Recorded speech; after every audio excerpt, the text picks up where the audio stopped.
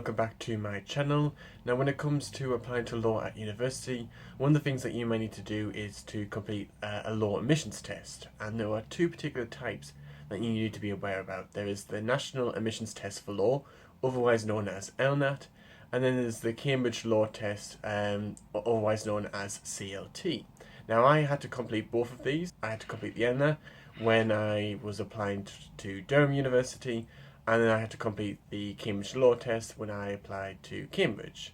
So what I thought in this video is I'll talk about both of these tests, just give you my experiences of them, and then along the way give some useful advice on tackling these admissions tests, and I'll do this in this lowdown on tackling the law admissions test. So first of all, starting off with the CLT, the Cambridge Law Test. Now this law test is specific to Cambridge, hence its name. So if you are applying to do law at Cambridge, you will need to do this law admissions test. The way it happened for me was when I went down for my interviews there. So I had two interviews when I was in Cambridge, but whilst I was down there I also did my Cambridge Law Test. So it would be likely the case that if you do get called for an interview, you'll do the Cambridge Law Test whilst you're down there. And it's an hour-long essay-based exam.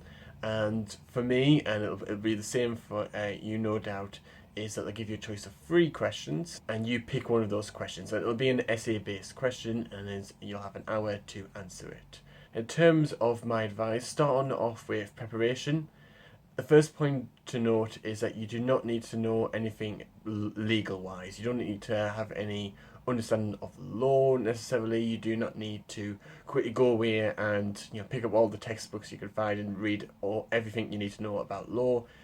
They're not testing you on your knowledge of the law. The Cambridge Law Test, and this will go for the same for the LNAT, is they're not testing your knowledge of the law. They're not testing you how much you know about criminal law, how much you know about tort law. They're not testing on your ability to understand a case.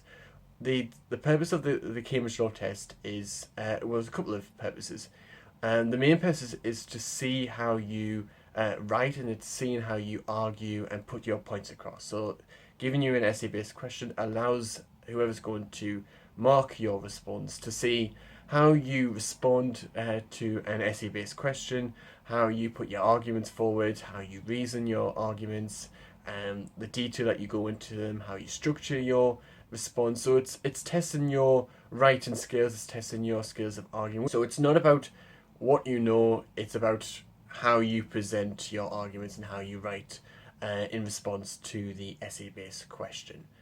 What you can do though is you can keep an awareness on current events. So that it doesn't necessarily have to be law related. It could just keep a general notice of what's happening, politically, or what's happening on the world stage, things like that. And that can be useful because then when it comes to answering the question, it does depend on what the question is, and it depends on the question that you eventually choose. But it might be helpful to have some awareness of current events, because then you can use them as examples as part of your reasoning when answering the question. So if, for example, the question's on euthanasia and there's been a example of a case in the news, you might want to bring that in as an example and talking about the merits of euthanasia, or if you disagree with euthanasia, talking about the arguments against it, and using that example to help with your argument. So you can look at current events, and that can certainly be helpful. The other thing you can do to prepare is to look at sample examples of Cambridge Law tests, looking at what the questions might be like, just getting an idea of what the questions might be, how they might ask you the questions. So they might give you a statement and get you to respond to it, or they might just give you a question. So it can be useful to look at samples, and they are available on the Cambridge Law Faculty website. I'll put a link in the description below so you can have a look at that. And then I'm going to link in something on Google Drive for you. I'll mention that at the end. And the other thing you can do is, if you want to practice your timing, because it's only an hour, then you could take an example question and just practice for an hour. And that gives you an opportunity to not only test your ability in answering the question, but also testing your ability to answer it under timed circumstances, so being under that time limit of 60 minutes. In terms of the question, it's important that when you get the question to just think about it carefully and look at what it's asking you. So is it giving you a statement? Is it just a direct question? So I think an example on the sample ones was who benefits from freedom of speech, who loses. So think about what the question is asking you. What does it want you to look at? What does it want you to cover? What does it not want you to cover? So just looking at that question carefully. And this all comes as part of planning. So it's 60 minutes long. I would probably recommend 10 to 15 minutes planning. And this is a good chance for you to just, look at the question, break it down, and jot down those ideas about what you might want to include. If you do have any real life or even hypothetical examples that you want to include, you can put them in jot them down in your plan. In terms of writing it, so given 10 to 15 minutes planning, you've probably got about 45 minutes write up.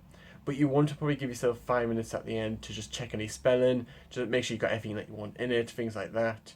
So it's probably about 40 minutes writing. And with that, it's just important, if it's given that it's an essay-based exam, that you are putting an argument forward, you're putting your points forward, but not just stating the points, but of course making sure that you're expanding on those points by giving detailed reasoning.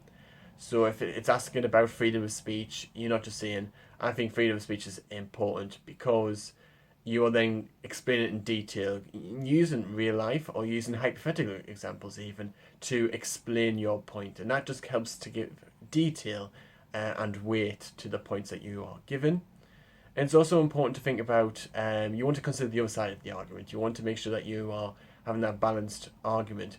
But what can be useful is to think about the other side of the argument, but also think about how you may want to rebut those arguments. And what I mean by that is, so you might say, others may contend, X, Y, and Z, but then I disagree with those points, or I would just point out there's a flaw in those arguments because. And that just allows you to kind of yes, consider the other side of the argument, but then twist it back in favour of your what you're trying to argue. And of course, when you're writing it, you want to have that good structure, so having a clear introduction, just setting out your argument that you're going to advance in the main body, then that main body, some nice detailed points, and in the conclusion, just bringing it to a close.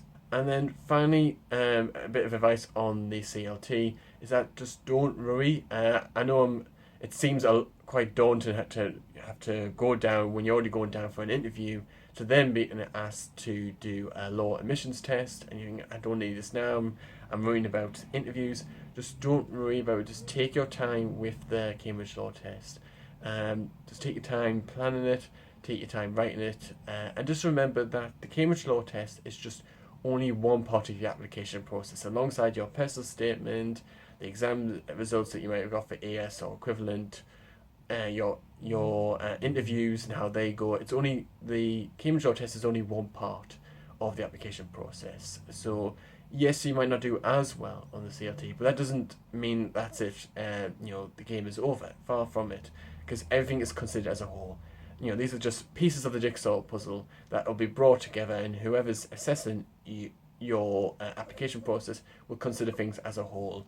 So everything from the CLT to your personal statement to your interviews and how they go. So I think that's important to remember that. Moving on to the LNAT, the LNAT.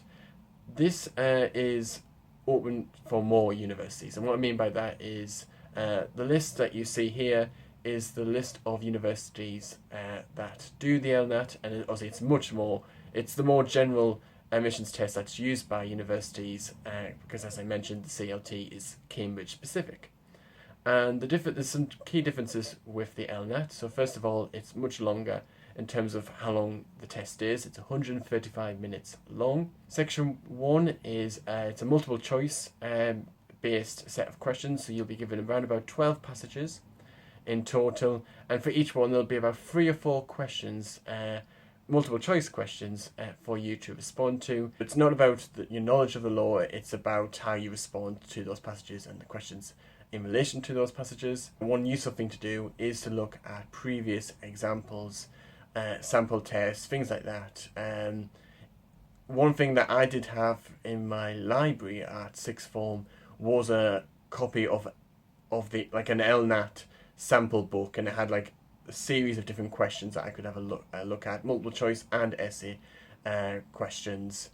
So it can be useful to look at that, and like I mentioned with the CLT, it can be useful to have a look at those just to give yourself an idea of what the questions are like, what how they're structured, what the passages are like. But remember that those are just samples. They by no means are going to be the questions that you'll get in when you actually do the LNAT. So have a look online. Again, I'll link them in the description below on where you can have a look for the sample tests, and I'll talk about that at the end. And again, if you want to, you can time yourself, just to make sure just testing not only again answering the questions but also answer them under that time pressure. And when it comes to answering the questions, just making sure just read the passage carefully, take your time, read the passage carefully.